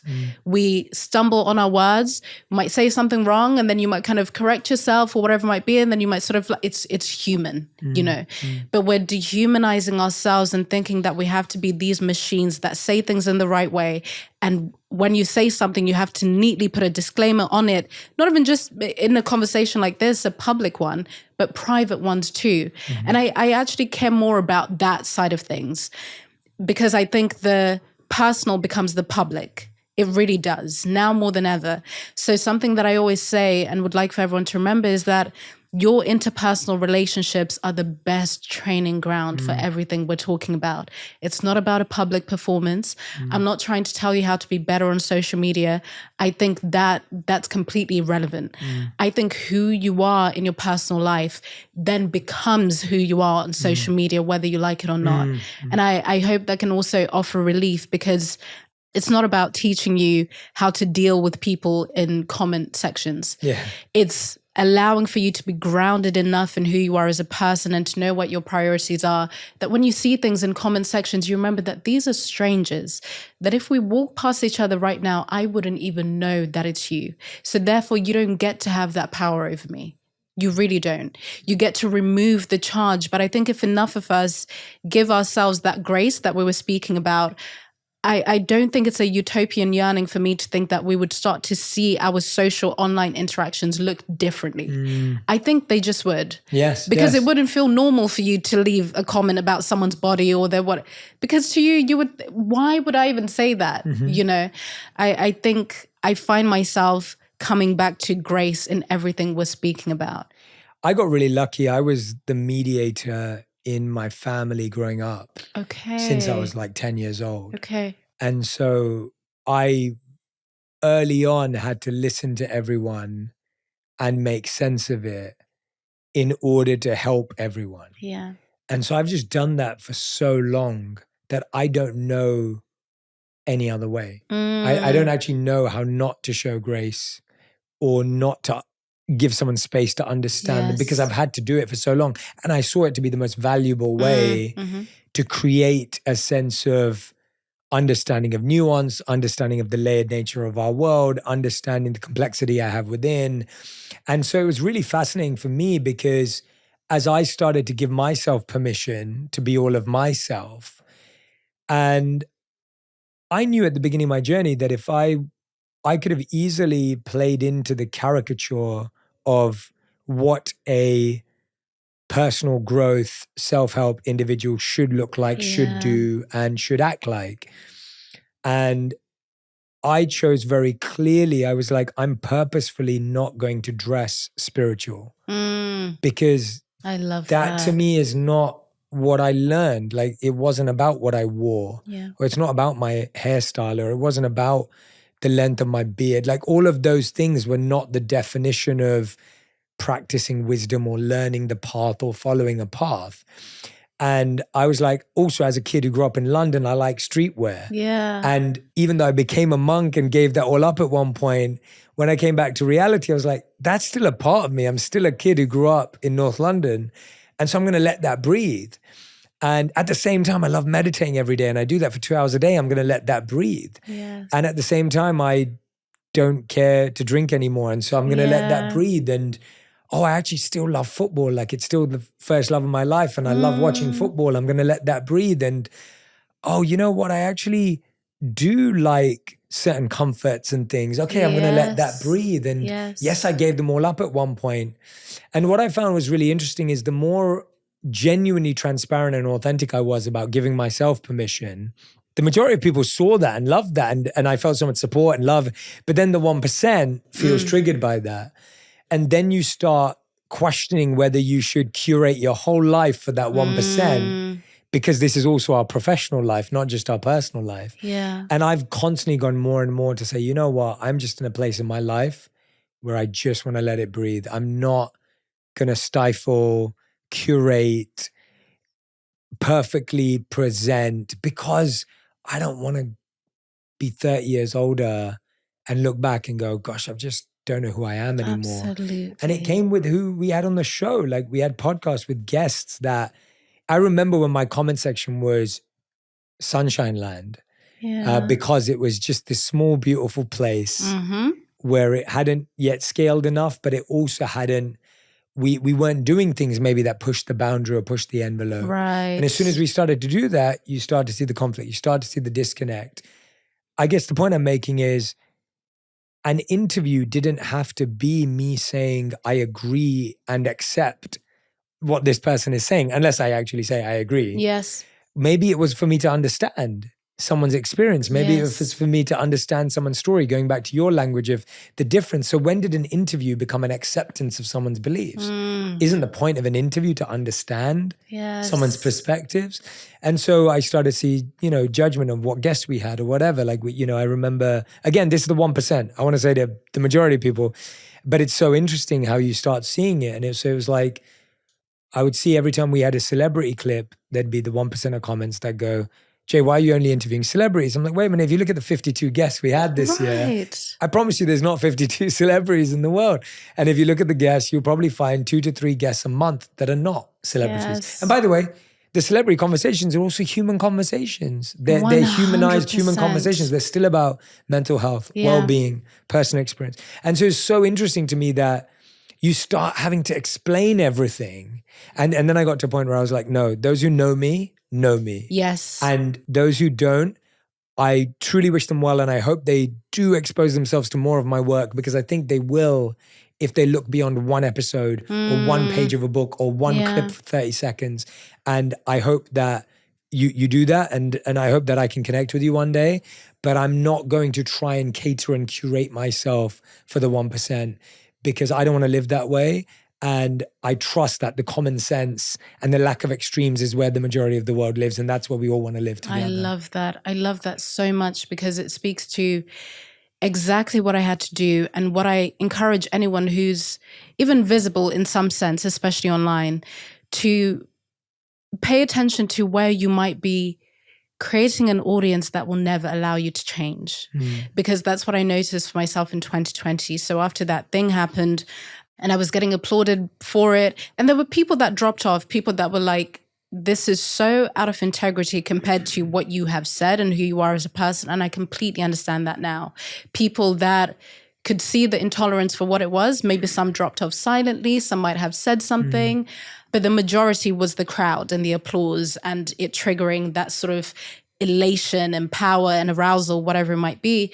But once I changed my mind and sort of walked back that behavior and saw it for what it was, I had a lot of people drop off, people that didn't appreciate the nuance and the gray that I was bringing forward. There were many more, but again, it's that seemingly 1%, or at least the minority, right? Yeah. There were people that thought that I needed to speak and think a specific way because I am Black, because I'm left-leaning, because I'm progressive, because I'm XYZ, whatever the identity markers are, there's an expectation for all of those things, So when I did change my mind and started exploring a lot of the themes that I explore today, there were a lot of people that were very uncomfortable with that. Imagine. Similar to what you're saying about everything is fine when you're sort of abiding by what is expected, but when you deviate from that norm, there's a lot of teething issues and a lot of friction and a lot of, creating space for new people to find you, whatever it might be. But a lot of people felt uncomfortable. But what I loved, Jay, is that a lot stayed. There were many that felt uncomfortable, but they stayed. There were very few that sort of declared their departure, which is always lovely when people announce that they're unfollowing. But I love that actually there were so many people that even in the discomfort, they stayed and they listened and they got what they needed. And that's where, again, I really choose to focus on the people that didn't allow the cognitive dissonance to sort of make them reject and cancel and discard and devalue everything they had got from you for however many years or however many episodes. People that chose to be like, okay, I don't quite like this, I don't get it, but I'm going to stay, And I think to me, that's the most beautiful part of all of this. You get to be uncomfortable, you maybe get to have a little strop, but you stay. You stay and you find out why you feel that uncomfortable and you repair because it's conflict. You need to repair. It doesn't mean you accept. It doesn't mean we go to those extremes. Well, what if it's, no, we're talking about the common sense, everyday interactions of discomfort and a worldview that kind of pushes back against your own. You get to stay and you get to repair. If not with the other person, with yourself. So beautiful and fully agree. Like, I can honestly say that too, that's what makes me believe the work is happening. Yes. When we can sit in the discomfort and when we can look beyond also unsaid cliches. Like I remember I've never been a proponent of the old cliche of money doesn't buy happiness. I've never written about it in books. I've never spoken about it. I'm never like, hey, you should never achieve something. Like that's not who I am. That's not even my thought process. And but sometimes the background of monk, people assume that's what you believe. Right. And it's so funny. I've never said it, but it's an assumption. I've never said it. It doesn't exist. Like I've never said that because I actually believe that people need to change their relationship with money. Yes. They need to be more abundant with it. And Me that's too. not just money. It's just Me one too. thing. But whatever else it may be, I don't believe a simple life and an ambitious life are incongruent. I don't believe that a minimalist life and extravagance are incongruent. Yes. I don't believe Yes. those. I actually believe that the paradox is where the magic is. I actually believe that, I was saying to someone yesterday, you need the perfect amount of anxiety and the perfect amount of inspiration to win. You can't have a life just of inspiration and you can't have a life just of anxiety. And so even in those, the paradox is where you win because you need a bit of pressure and then you need a bit of purpose and you need both. If you just had purpose, it wouldn't work. It needs both. And so similarly, I think we draw from these old cliches and these old traditions and old belief systems and project them into the new world. And I feel like that limits us from allowing ourselves to grow and others to grow because we do the same to ourselves where it's like, no, but you've always been a simple person. And this really hit me when I heard this statement of like how in the Bible it says the common quote that's always given is money is the root of all evil.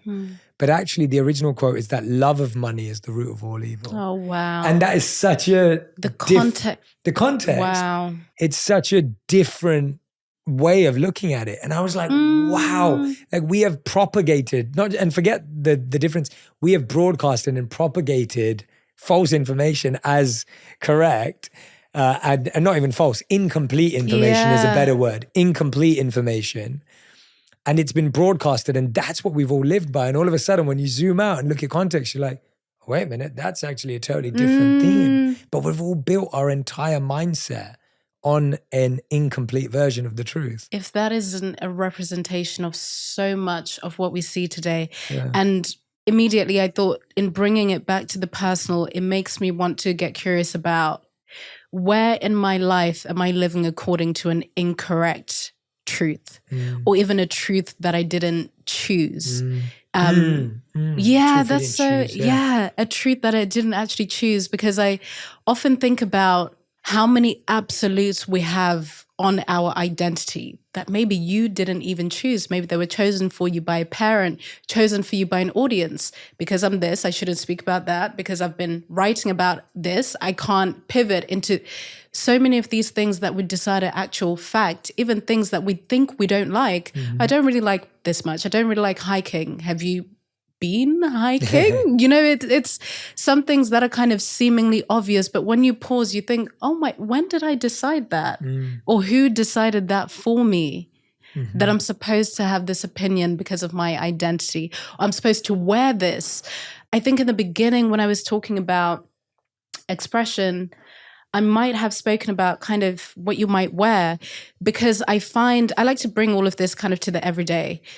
Even what you adorn your body with, it can show you what you believe you should do and you shouldn't do, what you're allowed to do and what you can't because of your age, because of who you are, the colors. Oh, this is too bright. It'll be, who told you? Why? You know, there's so many little moments where you get to say, where am I kind of being, not even just out of integrity, but censoring my expression, not even just what I say. I think we tend to think self-censorship is just about what you're saying. It's actually who you're being. It could be in your body language. When you walk into a room and you kind of just slouch a little, you make yourself invisible. Whereas if you were to just put your shoulders back, even just a little bit, even just your chin up just a little, it communicates just a very different thing, but there's a different vulnerability to it because it's visibility. It's actually being assertive in your body, right? And that's vulnerable too. It's so vulnerable. Yeah, whereas people see that as confidence or arrogance, or it's not seen as vulnerability because we've created these outer shells of what qualities look like. We've created these external avatars and embodiments of what humility should look like, Right. or what arrogance looks like, or what good character looks like. Yes. And it's like, but rarely is it that obvious. Like Yes. rarely can you can't see someone's heart. Like you can't see someone's soul. You're not seeing someone's genuineness or sincerity through a snapshot of their life. I always think about this example of if you were running late to the movie theater and you walked into maybe even the wrong screen, you might think that the hero is the villain and the villain is the hero. How do you know? I remember there was this, I think it actually was, and it's like, how do you know who the character is? Yeah. Because of one snapshot of their life. And I think cancel culture and so much of it is based on this idea of, here's a snapshot of this person. I'm not going to give you the full story and the full picture. It reminds me of when I was doing this training and there was a photo. It was just about that. It was about context, essentially, where there's a photo of a woman on the floor and a man sort of standing up with his hand there. And immediately you think that he has pushed her onto the floor. But then they widen the photo and you sort of see that she had tripped and she had fallen and he was actually helping her up. And it reminds me of exactly that. Yeah. You know, we see an image or a moment and we create an entire story, or we see a subtle expression on our partner's face and we create a story about what they mean. They're upset with us, or maybe they don't want to do something. Without even asking. Without even asking. And that's where I think that's the third perspective, is so much of our perspectives are built from one narrative. Yes. I think that's the point, that our understanding is about people, beliefs, what's happening in the world are all generally built from one narrative. Yes. So what I always ask people to do is reflect on, like, what would it feel like if you were judged on your worst moment? What would it feel like if you were judged on your worst day? And what would it feel like if you could never, ever come back from that because you'd be canceled for it? And what did help you become accountable? What has helped you become responsible? What has helped you have behavior change? Because we also want to take that into account. What has it been in the past that has really encouraged you to go, you know what, I'm going to be better.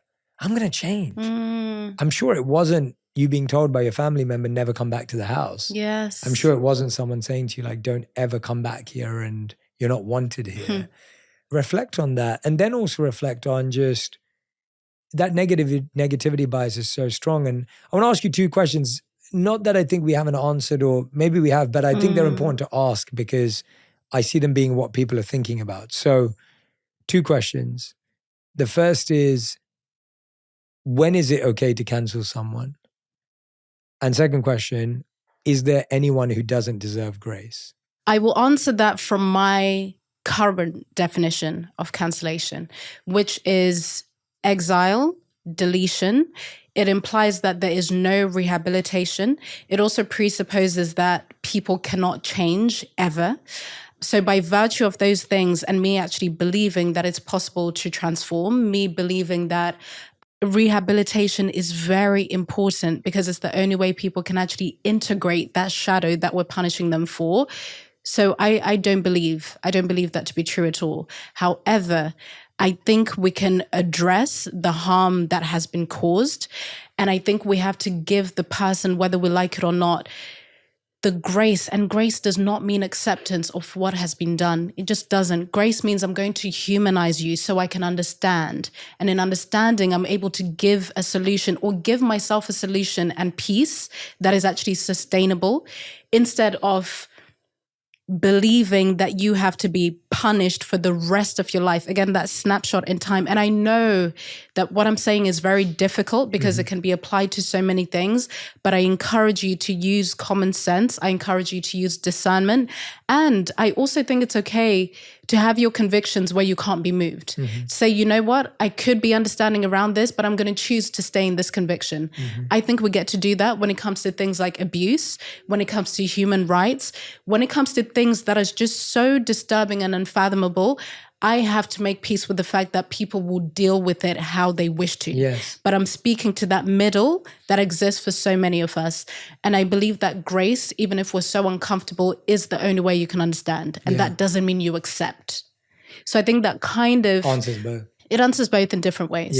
Yeah. I fully agree with you, and I'm glad I asked it, because I also wanted to get that kind of like the encapsulated thought process almost of the belief system. And it's good to hear it that way, because I agree with you. I think that humans have amazing ability to transform when given the opportunity. I also think that so much of the culture today writes people off over very little information, inaccurate, incomplete information, or misrepresented information. Like it's not even as clear, and also in not understanding what someone was even trying to say in the first place. And so it's coming from such a uneducated guess often. And like you said, going back to where we started, it's what we do to ourselves. It's what we do to all of it. We beat ourselves up. If you didn't beat yourself up so much or shame yourself, often in unconscious ways, by the way, because I think so many people, again, we have so many beliefs about who we are, what we stand for, etc. But our actions, especially our default actions and default responses, will show us what we're really working with underneath. But a lot of us do live in shame. A lot of us are very embarrassed about some of the things that we have done and said, the people that we were in the past. A lot of us are faced with our contradictions. We don't know what to do with them because we live according to labels, you know, whether it's ethnic labels, political labels, identity-based labels. So you believe that because I'm this label, I shouldn't think in this way. I shouldn't speak in this way. Why do I kind of like this person? So you're always grappling with so many things, but what do? You just shove them down and just hope that no one, you being no one, the first no one ever discovers them, finds them, but they have to express themselves somehow. And that creates more shame. So I think because we're working with so much shame and we're not willing to do kind of the self-inquiry because it's not that comfortable. We just don't have the capacity to be graceful with anyone else. We just don't. Whereas when you look at even just one area of your own gross stuff, the kind of stuff that you're like, you don't know what to do. When you spot it in someone else, you're able to be a little bit more understanding. You can go the way of rejecting it because you're not ready to face yours. But if you can face yours, you'll be willing to kind of dance in the grays a little bit more. Yeah, or you just wouldn't participate. You might not say or do anything, but you would not participate in the sort of cancellation and takedown of that individual in the same way. You would think there may be other methods for accountability and personal responsibility, but it just wouldn't be in line with dehumanization. It just wouldn't be. And I think, you know, we get there, Africa, because I think sometimes people feel they've been so forgiving. They've been so graceful. They've given so much grace and it's been so exploited that now they're so scared of giving that. But was that grace or did you just not have boundaries? Because there is a difference. You get to be graceful and still have boundaries. You get to say, again, I understand, but I will not accept. Some of us think grace is being passive or fawning. But that's not grace. Grace is still very strong. It's convicted. Grace says, no, this doesn't work for me. I don't agree with that. But your heart is open. You know? That's exactly. So grace is not having no boundaries. Ooh, that's good. Exactly. No, we have to define these things because I think these words have such, again, they have their own connotations and baggage.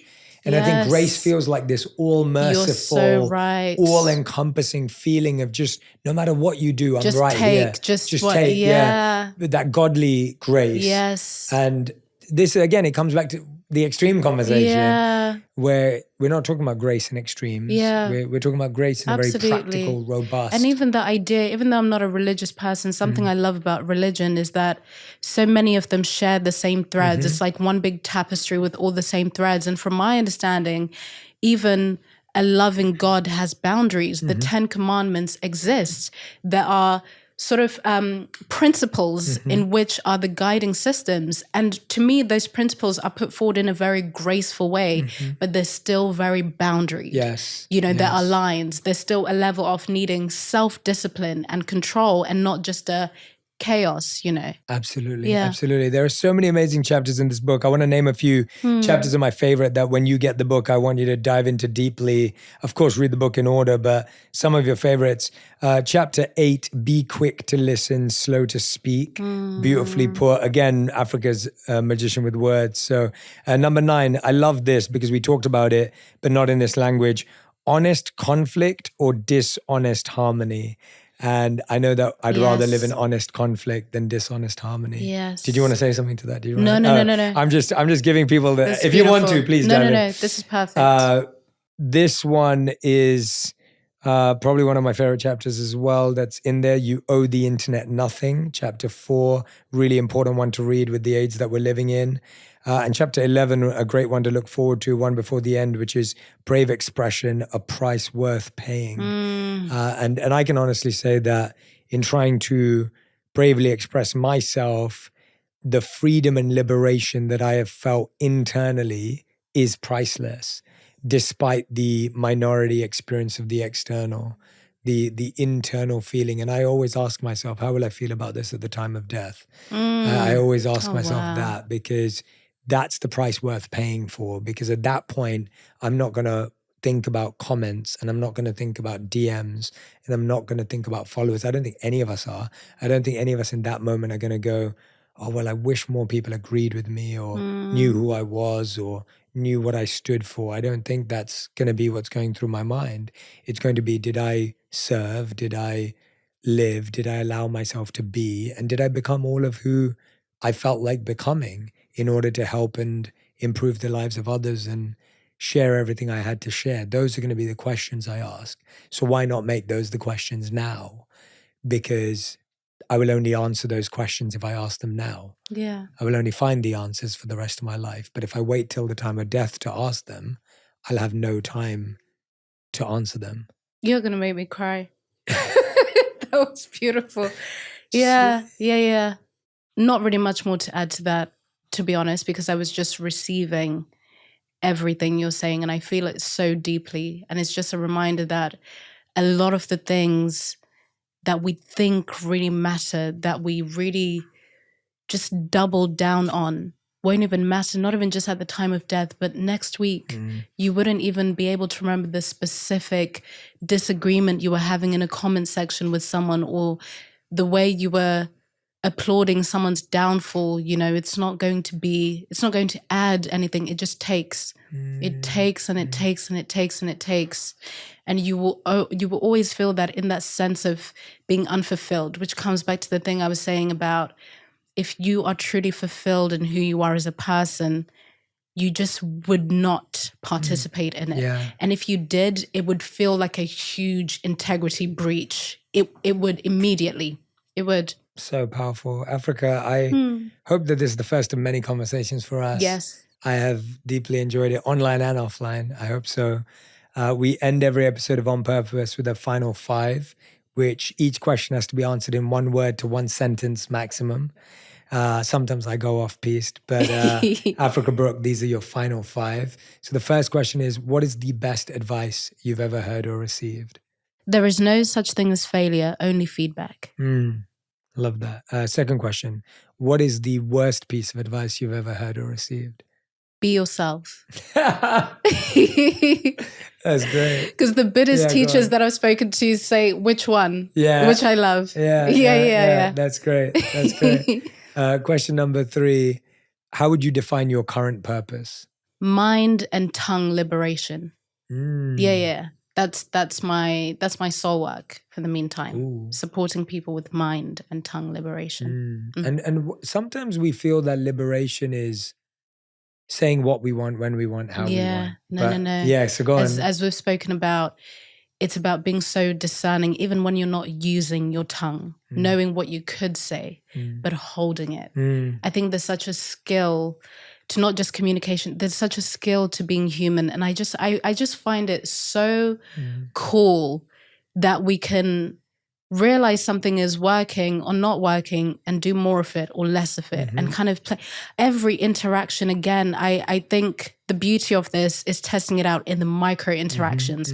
From the moment I leave the building, from the moment we finish and I say goodbye, can I maintain a little bit more eye contact, even though eye contact can feel a little bit uneasy? Can I stand up straight with my shoulders just a little bit more? There's so many things you can do. And I think the mob in the mind it's really important for us to befriend it and to understand it, because then it decides what rolls off the tongue and what stays. So my mission and my purpose is supporting myself and people with mind and tongue liberation. I love that. Great answer. What's something that you used to value that you no longer value? Escaping. And I did it specifically through alcohol and other drugs before I got sober. I valued it a lot because I thought that was the only place outside of my conscious mind where I could feel safe. So I placed so much value into it, but now I value clarity. It's beautiful. Yeah. And fifth and final question, we ask this to everyone who's ever been on the show. If you could create one law that everyone in the world had to follow, what would it be? It would be that if you find yourself outside and you're in a space with other people, you have to greet one person at least once a day, a stranger, to just say hello or to sort of recognize someone. Because I think something really beautiful happens when you sort of say hello with a stranger, whether you actually say hi or it's just like a acknowledgement. I think everyone has to do it at least once a day. Yeah. That's great. I love that. Africa Brooke, everyone. The book is called The Third Perspective, Brave Expression in the Age of Intolerance. Go grab your copy now. And Africa, thank you so much for being here with me. So excited to deepen our friendship and get to know you better as well. And all the best with everything you're doing to bring the third perspective to everyone in the world. I'm so grateful for the work, genuinely. And I loved every moment of this conversation. Thank you so much. Thank you. This has been so special. I feel so inspired, so excited, but also just so grateful because, again, I've said it a couple of times, but this conversation and the different paths we've taken are really scary for a lot of people. And some people, they might think, well, what is there to be scared about? But we have created a culture of fear and a culture of intolerance. But I'm so hopeful. I know that a lot of the stuff was spoken about is a bit dreary, but I am so, so hopeful about us as human beings. And the fact that we can have this conversation, it's just so exciting. And I think we get to laugh about it. It's serious, but it's really, I mean, it's also, again, at the point of death, a lot of these things will not matter. I think we have to fight for our joy. And I think one of the ways we do that is through conversations like this. Yeah. So I'm just so grateful. I can't wait for many of them. I mean, we were already chatting away before we press record. And I'm just so, so excited. Thank you for your support. It's priceless to me. So thank you. Thank you. Hey everyone, if you loved that conversation, go and check out my episode with the world's leading therapist, Lori Gottlieb, where she answers the biggest questions that people ask in therapy when it comes to love, relationships, heartbreak, and dating. If you're trying to figure out that space right now, you won't want to miss this conversation. If it's a romantic relationship, hold hands. It's really hard to argue. It actually calms your nervous systems. Just hold hands as you're having the conversation. It's so lovely.